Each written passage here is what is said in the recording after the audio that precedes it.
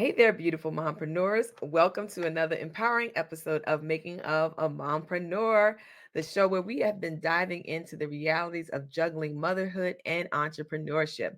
I'm your host, Rasheeda Green, and today we're getting ready to reclaim our time and refocus our goals as the kids head back to school and the seasons begin to change.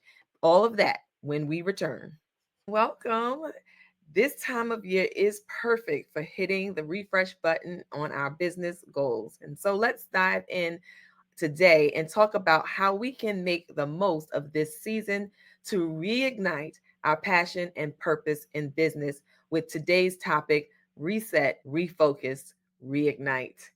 My name is Rasheeda Green. I am the host of this wonderful Mompreneur HQ community, the business owner of Get Coaching, and the creator of the Digimompreneur Academy, where we help moms to start, grow, and scale online businesses so that they can build the life of their dreams without neglecting themselves or their families in the process.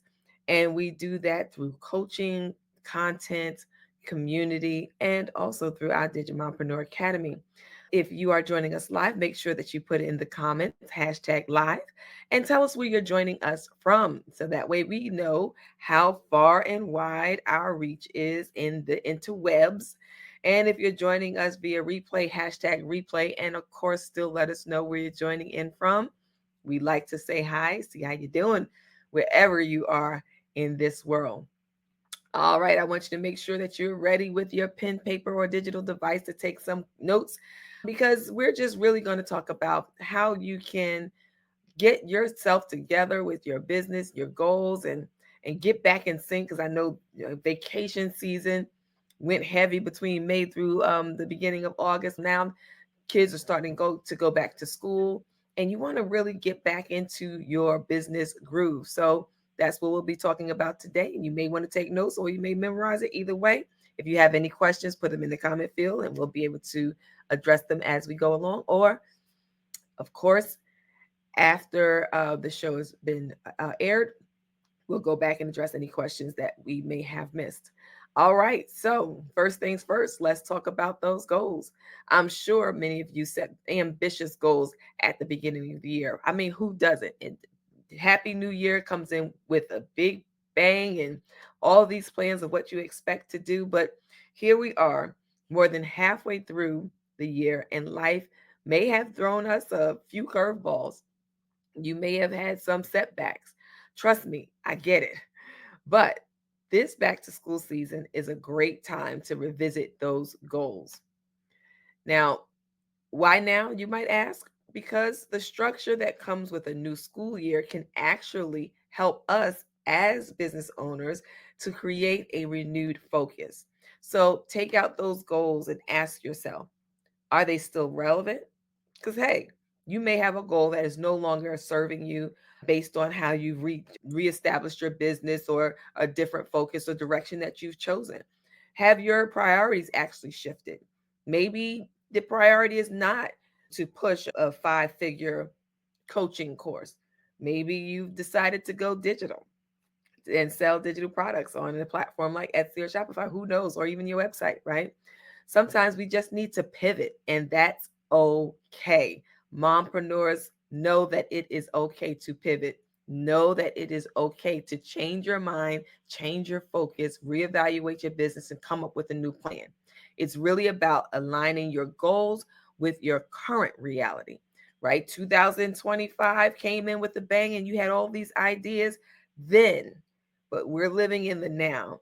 And so if your ideas have changed or your priorities have changed and your thoughts for the remainder of the year have changed, that's fine. Because maybe you plan to launch a new product, but summer was so hectic that you couldn't really get to it.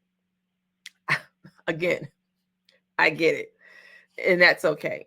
You can reframe that goal to fit this upcoming season. For example, instead of launching a full product line, perhaps you focus on just one signature product or service so that you can get it done and get it out there. It's all about making your goals manageable and relevant to where you are now. Now, again, we don't set goals just so that we can not reach them or attain them. This is an actual evaluation of where you are currently and what seems to be the priority now. That's what I want you to think about. Not necessarily, oh, I haven't reached my goal. I'm just horrible person because I didn't reach the goal that I set. It's not about that. It really does take a strong person to look at their goals and see what is relevant and not, and say and be okay with cutting away the fat or the excess or pivoting. That is your prerogative, and I don't want you to feel bad about not reaching the goals that you set. And to be truthful, sometimes distractions overcome your plan and your goals and what you wanted to do. Like I talked about, the summer gets hectic. Life happens and things get sidetracked. And we're mompreneurs. We already have enough on our plate, right? So when we make these plans, we don't want to over emphasize the negative of not achieving a goal, right? But we want to definitely keep in mind that we have to maintain our peace of mind when we're planning out our calendar and not making our goals and things like that, so that we don't overwhelm ourselves and then feel defeated or guilty for not reaching our goals. We really just need to examine what's happening in the present. Don't get caught up on what happened in the past, and really look forward to moving forward. I want you to take a moment to share in the comments below what's one goal you're adjusting as we move into this new season. Is there something that you had on a goal that you had at the beginning of the year that you've now said, you know what, for the remaining of the year, this is what I'm going to do? What's that one goal that you're going to adjust as we move forward into this new season? Go ahead and put that in the comments for me. All right. Now that we've reassessed our goals, let's talk about time management, because with the kids back to school, we've got an opportunity to really maximize those precious hours. Now, if you're like me and you actually have a full-time job and and your kids are going back to school, you kind of feel like, oh, it's a wash because you those hours aren't there. But really, you still have an opportunity here to be able to look at your time and your schedule, especially now that they've gone back to school. If they're active children that have after school programs like swimming, dance, softball, karate, whatever it may be, think about all those things that are on your plate and actually try to put them into a calendar and schedule them so that you don't have overlap or missed events and or what I was about to say, not fatigue, anxiety about not being able to make all of the obligations. You all know that I'm a huge fan of time blocking.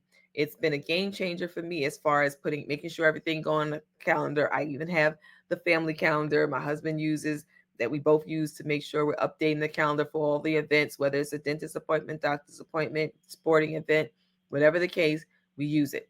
But let's explore just a few others just in case you're not a fan of time blocking. We can also review some other time management tools and strategies that you might feel are more helpful for you in your situation. So, first, I want to talk about the Pomodoro technique.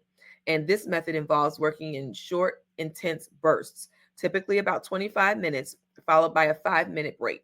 So, you set an alarm for 25 minutes, you do a specific task for 25 minutes. When the alarm goes off, you're done with that task, or you're just taking a break. So, if it's one of those tasks that actually take a lot of time, you want to break it up to 25-minute intervals.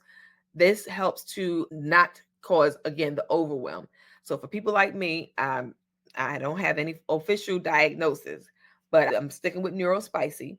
You know, when there's too much on our plate, or if it feels like something is too much, what starts to happen is procrastination, because now I don't want to do that thing that's going to take so much time. But guess what? I'm wasting time talking about I want to do the thing that's going to take up so much time, and I'm using that time anyway. But now instead of doing that thing, I'm wasting it.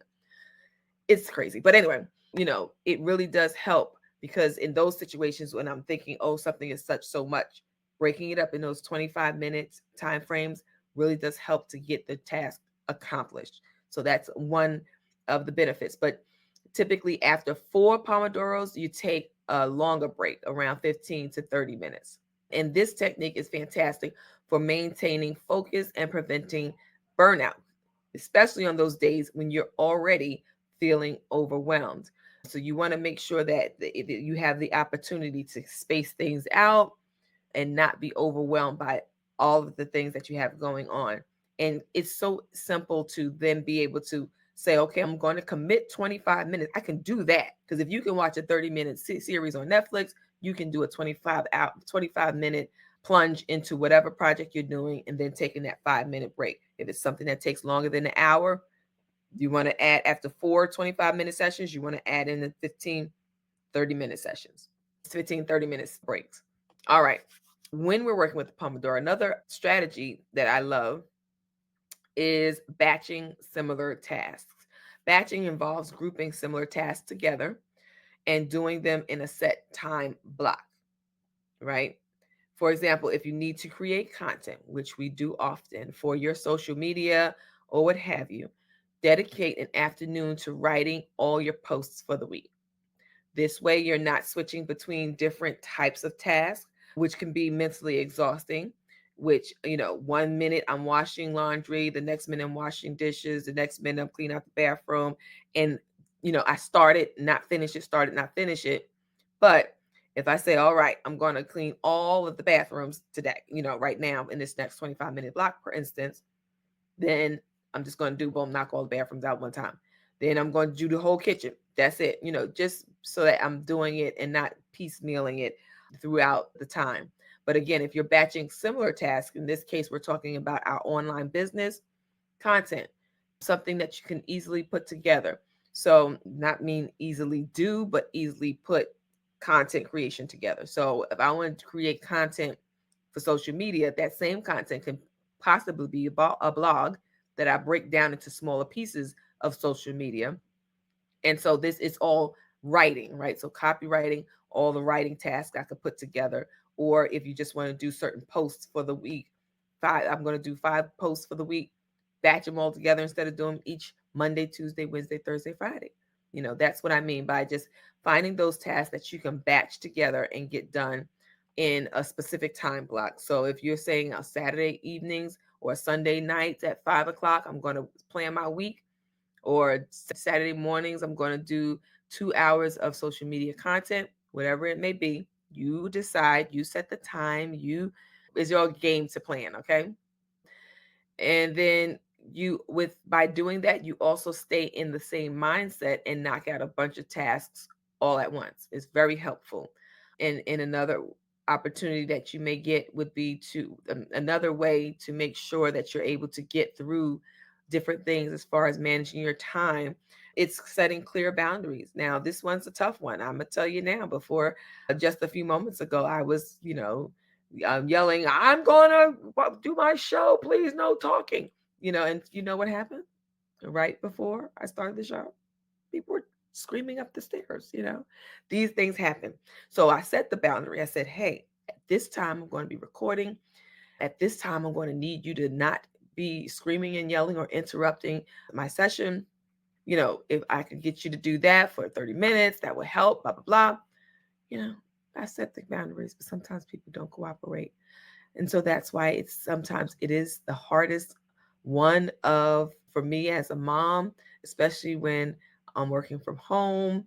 But setting boundaries around your work time is crucial. This could mean having specific hours where you focus solely on your business and communicating these boundaries to your family. And it's about letting everyone know that just because I'm home, I'm in the building, doesn't mean that I'm always available, especially when you want me to break up an argument or be the tiebreaker in an argument on whether or not one of the Pokemon is yellow or orange. I mean, yeah. Mm-mm. Boundaries. Now, I don't already share with you how we get down over here. I wanted to hear from you now. What's your go-to time management strategy? Do you batch tasks at all? Maybe you're a Pomodoro pro. Whatever it is, let me know in the chat your thoughts about time management and the strategies that I've shared with you today. All right, now it's time to switch gears and talk about self-care. Self-care September is coming, y'all. But we hear this term often, and it really does beg the question, what does it really mean? Right? Especially for us mompreneurs. When we talk about self-care, and we're thinking about all the things that we do and all the things we have to do, we actually get the self-care that we need? Self-care is about more than just the bubble baths and spa days, which are very important and enjoyable, right? Although they are nice, that is not necessarily self-care. It's about taking deliberate actions to care for your physical, mental, and emotional well being. So, yes, those mental health days where you just check out and it's like, I'm not doing anything today. Don't call me. Don't ask me no questions. I'm turning my phone off. I'm going to put on my headphones so I can only hear the music that's coming through my headphones. I'm going to take it down. I'm going to do some yoga or whatever it might be, that you deem is the release for you to handle or address your physical, mental, and emotional, and dare I say spiritual well-being. That meditation, that reading scriptures, that being prayerful, examining yourself and your life and what's been going on with you and your relationship with God. These are all part of self-care. It is not one dimensional. There are so many pieces. And one popular self care routine is actually that morning mindfulness, getting it started first thing, starting your day with a few minutes of meditation, prayer, or deep breathing can really set a positive tone for the day. It's a small practice that can make a big difference in how you handle the challenges of the day.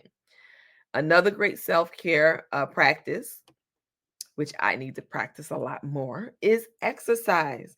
But I want to go beyond just your usual gym routine because going to the gym may not be your thing.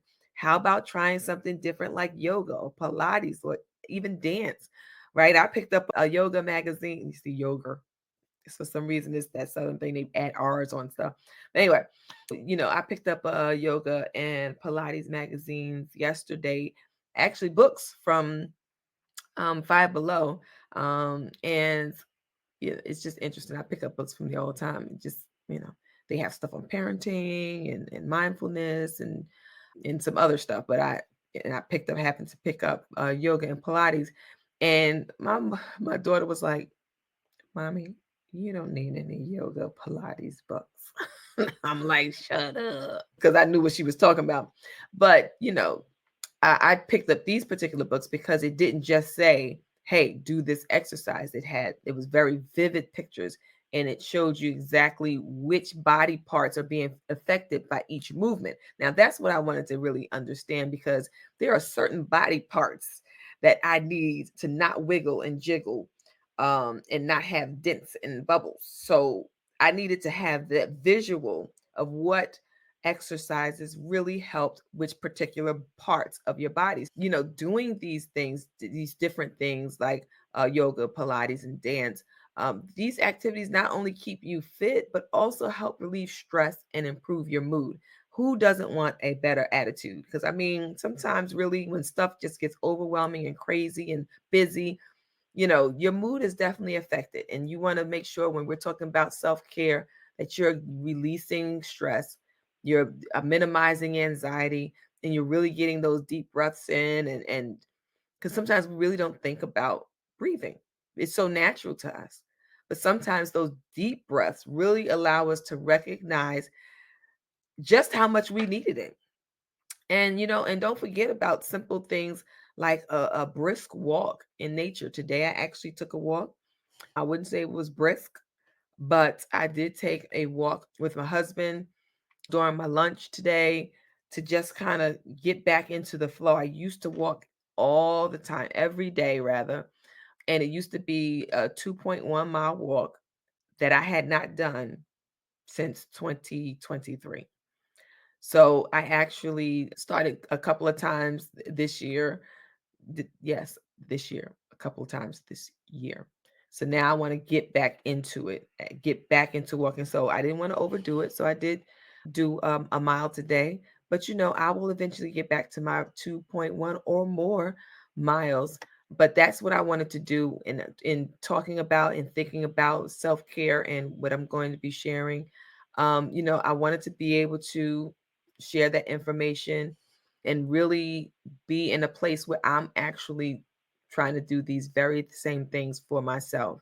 And it's an excellent way to clear your mind and get some fresh air at the same time.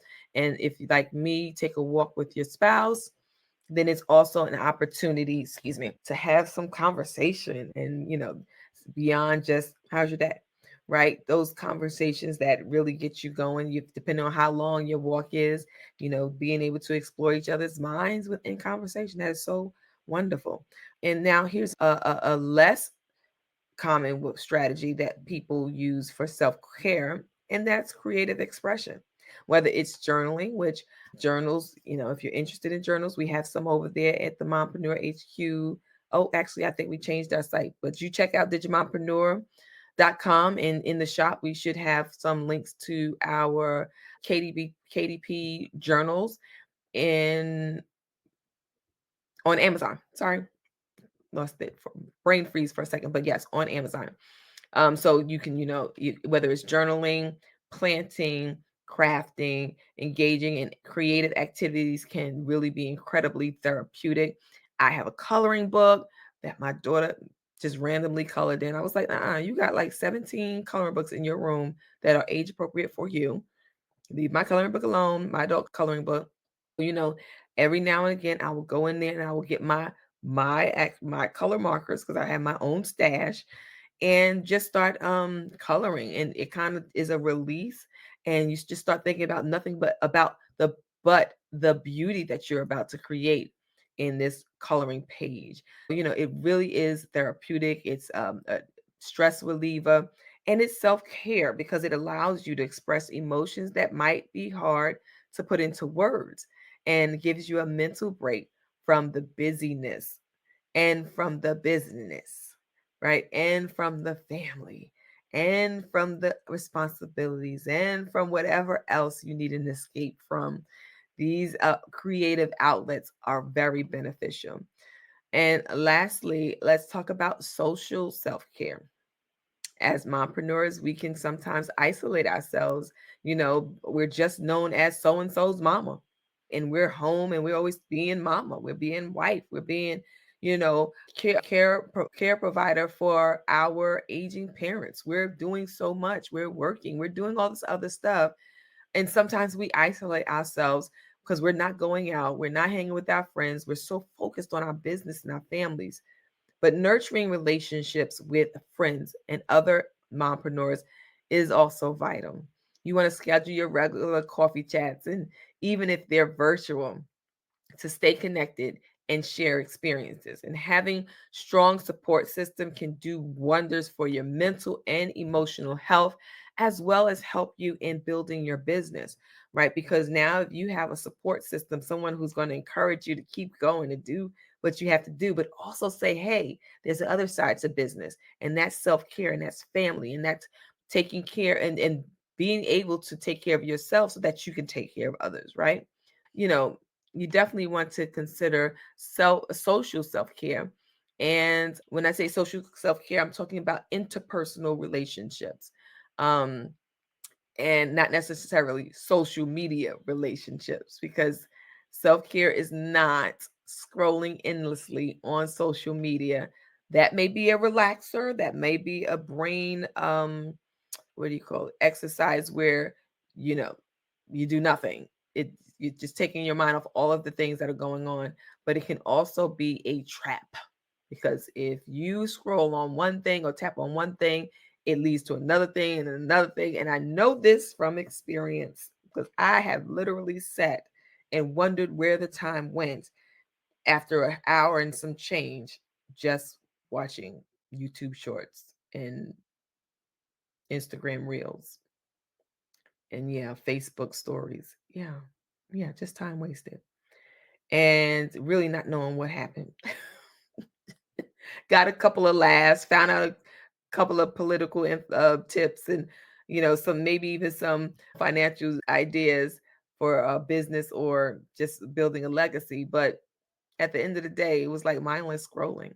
These are things that are different for self care that you can really consider when you're looking at being the woman, the best woman that you could be, and how you can examine as the yourself as the seasons are changing. So, what's your favorite self-care routine? What are you doing right now? Do you have a creative outlet? Do you like to draw? Do you like to color? Do you like to dibble and crochet and things like that? Or do you just prefer a good old-fashioned workout? Let's talk about it in the comments. Drop it in the comment field. Let's tell me about that. All right. And as we get ready to close out today's episode, I hope you're feeling inspired and ready to take on this new season with a fresh mindset. Remember, this is your time to refocus on your goals, whatever they are. Get that strategy together. I want you to manage your time effectively so that you don't feel overwhelmed with all the things that you're doing as a mom entrepreneur. And then I want you to take care of yourself in the process. All right. So to recap, we talked about revisiting and adjusting your goals, exploring different time management strategies like time blocking, the Pomodoro technique, and task batching. And then we also dug into some self care routines, both popular and less common. Now, I want to know, I want to know if you have any questions. Please drop them in the comment field and we'll address them for you. This week, we're talking about reset, refocus, and reigniting. And that includes all the things we just talked about. And I hope that you are taking this in and you're really thinking about how you can accomplish all that you want to accomplish in this season. Now, we're in summer and we'll be going to fall, but the year ends in winter, right? So we're going to have 3 seasons in these next couple of months. And in these next couple of months are some big holidays. So I want you to think about that for your business as well when you're setting these goals. How can you get some big wins with this holiday seasons that are coming up?